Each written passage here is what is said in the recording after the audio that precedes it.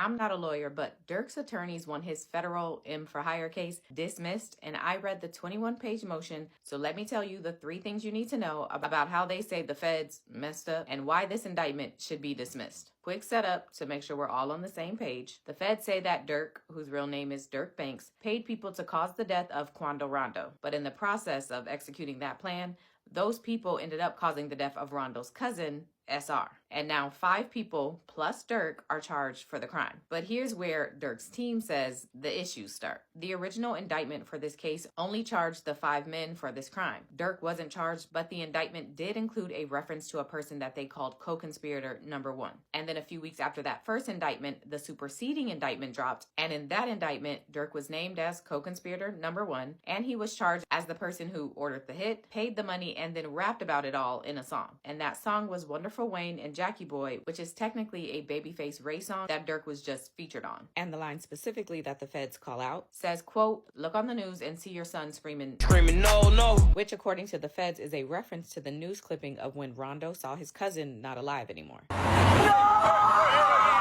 Now that leads us to thing to know number 1, which is that Durk's team says that there are only 2 major differences between the original indictment and the superseding indictment. The first thing is that Durk was revealed to be co-conspirator number 1, and the second thing was the addition of these lyrics. Specifically, the superseding indictment said this about the lyrics. Quote, "Following the attempted death of Rondo and the death of his cousin SR, Durk sought to commercialize the death by rapping about it with music that explicitly references audio from a news clip taken shortly after the death where Rondo screamed no, no after seeing his cousin's body." So according to Durk's defense team, these lyrics were clearly key in getting Durk indicted because they weren't included in the first indictment where Durk wasn't charged, but they were included in the second indictment where Durk was charged, which would mean that the prosecutors presented these lyrics to the grand jury with the other evidence that they already had, and that resulted in Durk being charged for this crime. Which gets us to thing number 2 that you should know, which is that Durk's team says Wonderful Wayne and Jackie Boy was recorded 7 months before this death actually happened. And the specific version of the song that had audio from the news clipping actually overlaid onto the song is a fan edit, not the original song that Durk recorded and released. Basically, they're saying that the key evidence used to charge Durk were lyrics written and recorded 7 months before the incident even happened, and then an internet mashup that a fan edited and posted.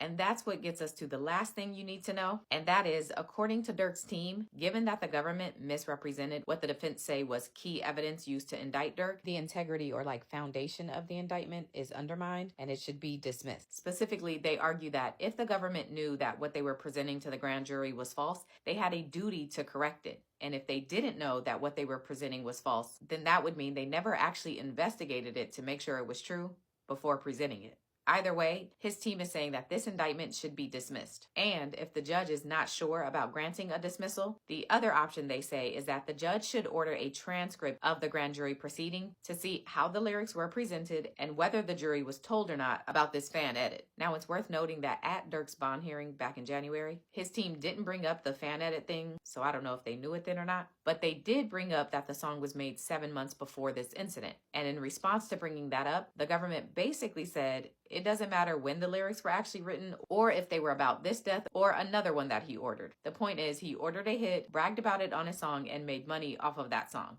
The prosecutor went on to say that they have more than just these lyrics against Durk. They have significant evidence, including a text message that he allegedly sent the day before the incident to one of the 5 co-defendants saying, quote, "Don't book no flights under no names involved with me." So that's the recap on the motion to dismiss. I imagine the government will file a response, but a hearing has already been scheduled for June to address all of this. Oh, worth including that because of all of this, Durk's team is also saying that he should get bond. Okay, so tell me what you think about this in the comments and make sure you are following me on TikTok and subscribe to my YouTube. Okay, bye.